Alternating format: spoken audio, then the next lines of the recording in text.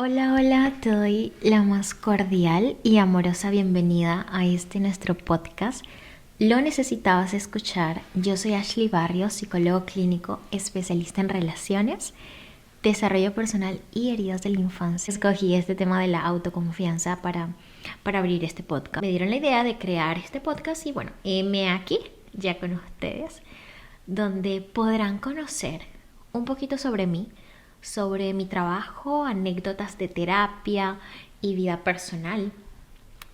También les compartiré estrategias que me han funcionado y también a mis pacientes en su proceso de sanación, entre otras cositas. Me fascina leer, entonces también les voy a ir compartiendo videos de resúmenes de mis libros favoritos que también les puedan sacar provecho.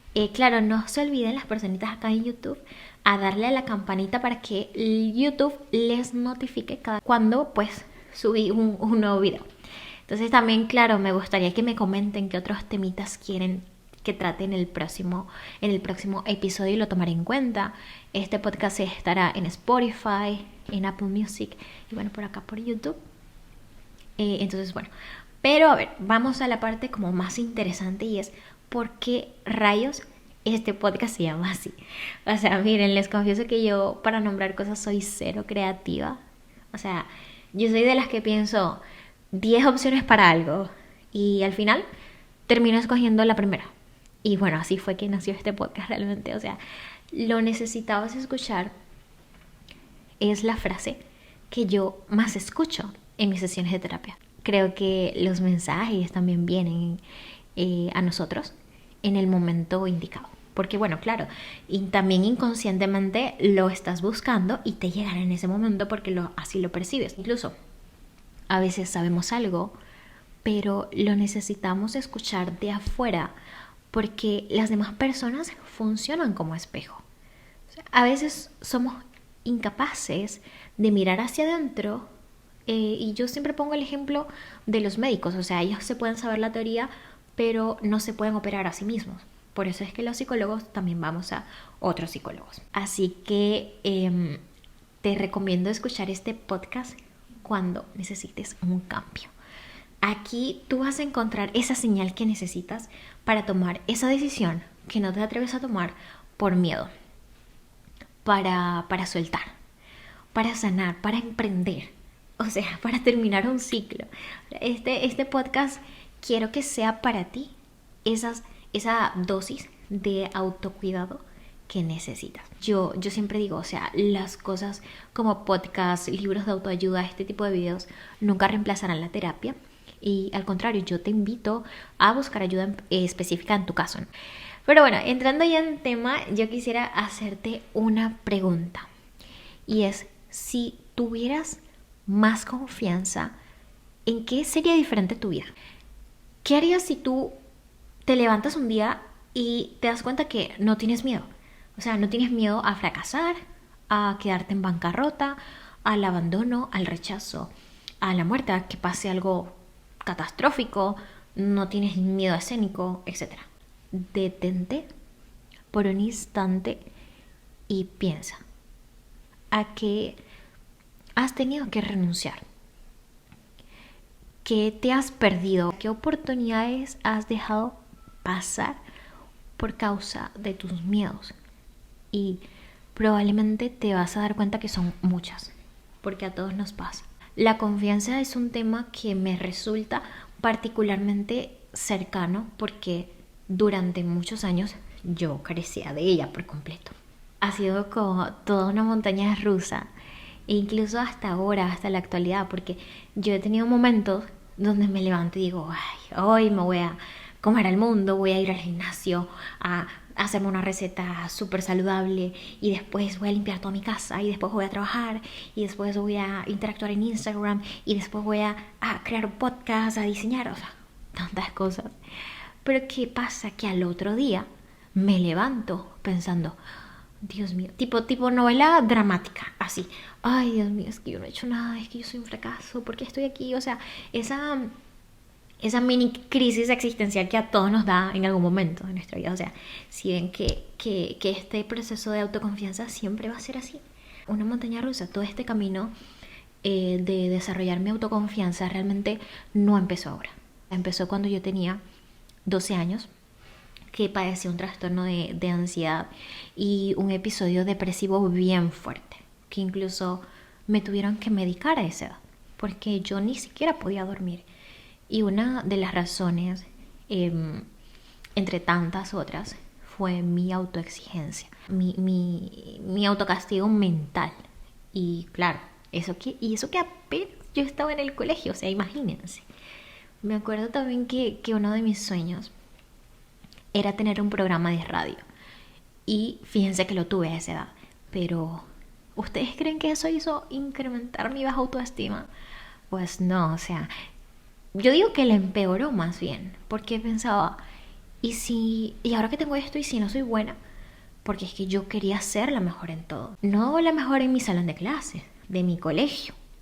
Y tampoco de mi colegio solamente, del colegio de mi ciudad. O sea, imagínense ese nivel de autoexigencia.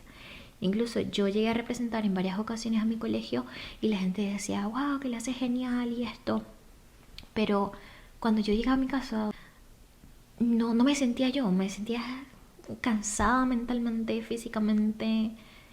Sentía que yo tenía que hacer más para hacer sentir más orgullosos a mis papás. Y entre más me sentía vacía, entre más me sentía insuficiente, más me exigía. Y era como un ciclo que estaba viviendo. O sea, yo pude salir de esto gracias a que toqué fondo. Porque a veces es necesario hacerlo. A mí, en ese tiempo me suspendieron como 6 meses del colegio para tomarme un descanso. Y renuncié al programa de radio que les digo, era mi sueño desde siempre. Y en vez de disfrutarlo, para mí fue un martirio. Por tanto, sé bien cómo es eso de la falta de confianza en uno mismo. Renuncié a muchas cosas que eran importantes para mí. Me perdí muchos aspectos de mi infancia, como disfrutar sin preocuparme por qué voy a hacer mañana, por qué voy a hacer para ser mejor. Yo me privé realmente de muchas cosas que se viven en la infancia, como disfrutar el presente, jugar, qué sé yo. Entonces, las personas afuera, claro, me podían ver como, wow, esa niña es muy segura, es tan inteligente, pero no, yo realmente tenía una gran desconfianza en mí misma. Y por eso yo quería demostrar lo que yo quería hacer, pero que no era realmente. Y a veces pasa que entre tú más te esfuerzas por mostrar algo, por mostrar que eres valioso o valiosa y que los demás lo vean, es porque tú dudas de tu propio valor. Porque la persona que realmente se considera valiosa no está pendiente del que dirán. Tampoco está rogando por amor, ni por aceptación, ni porque le vean, sino que brilla por sí mismo. Y bueno, a mí me encanta compartir en terapia una metáfora bien linda con mis pacientes. Y es que yo les pregunto, ¿ustedes cada cuánto se detienen a admirar la belleza de las estrellas en el cielo? O sea, ¿cada cuánto? Hay unos que me dicen, bueno, muy poco, cada vez que se acuerdan, una vez al mes. Y otros, claro, nunca lo hacen. Y porque no las admiren, ¿las estrellas dejan de brillar? No, por supuesto que no, porque las estrellas brillan por su propio núcleo interno de energía que llega hasta la Tierra y no depende ni de mí, ni de ti, ni de nadie que esté allí admirándole. Así debe ser nuestra autoconfianza, hacer y ser independientemente si los demás te aceptan o te reconocen. La pregunta es, ¿qué va a decir la gente? Es la pregunta que ha arruinado más sueños que cualquier otra cosa en el mundo. Así que la primera clave que te voy a compartir, yo diría que me funcionó para desarrollar mi autoconfianza, fue dejar de buscar aprobación externa y confiar en tu propia decisión. Escucha siempre tu voz interna.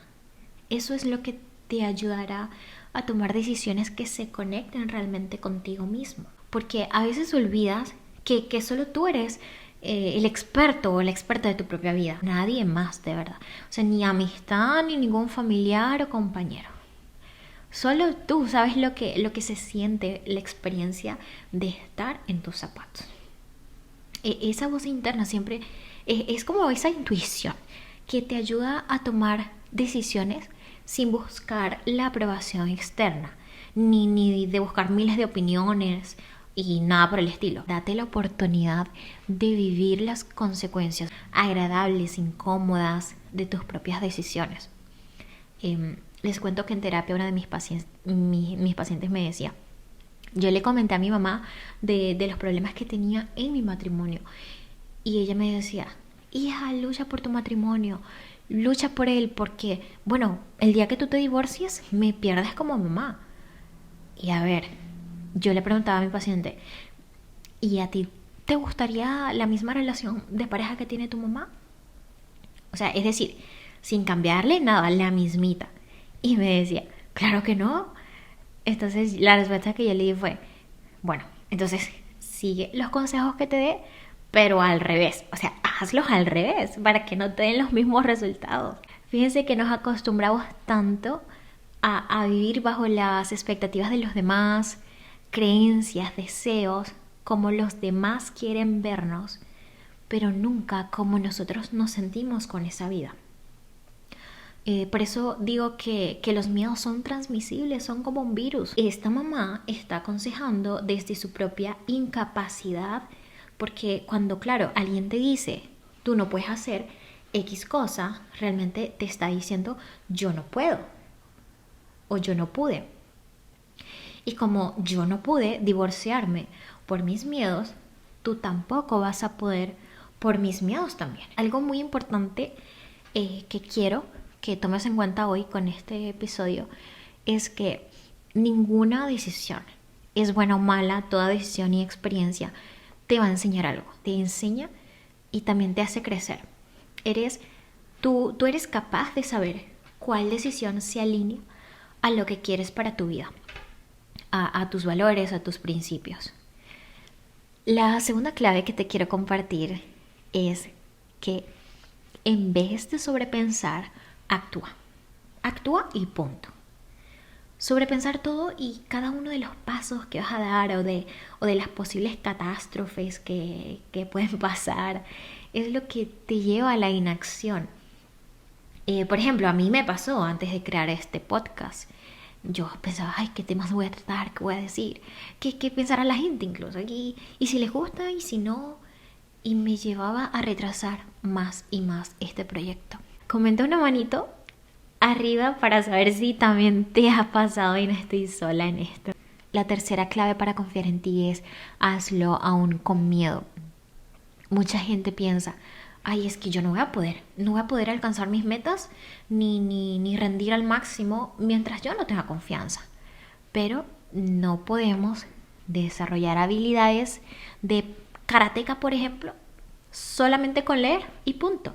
Tenemos que practicarlo, tenemos que hacer los movimientos. Lo mismo ocurre con la autoconfianza. Si tú pretendes desarrollar la autoconfianza, practícalo, vívelo. La autoconfianza significa un acto de fe o de entrega. Esa es su definición. Les cuento un cuento que me encanta de la historia y es de Nelson Mandela. Creo que todos o casi todos lo conocemos. Un activista y luchador de la paz y libertad del pueblo africano. Él estuvo preso 27 años y él decía, claro que sí tengo miedo. Sí tenía miedo. Y es que no puedo fingir que soy valiente y que puedo derrotar a todo el mundo. O sea, sin embargo, Mandela sabía que si él quería ser este gran líder e inspirar a muchos de sus compañeros de prisión, tenía que ocultar su miedo. Y eso fue lo que hizo precisamente. O sea, él claramente no podía controlar sus sentimientos, pero tuvo el control suficiente de su expresión facial, de su postura, de su manera de caminar y de hablar y de transmitir esa paz y esa fortaleza a su alrededor. Y eso les sirvió de inspiración a otros prisioneros. Entonces, cuando Mandela lo veían en el campo caminando, a los prisioneros como que se les levantaba el ánimo.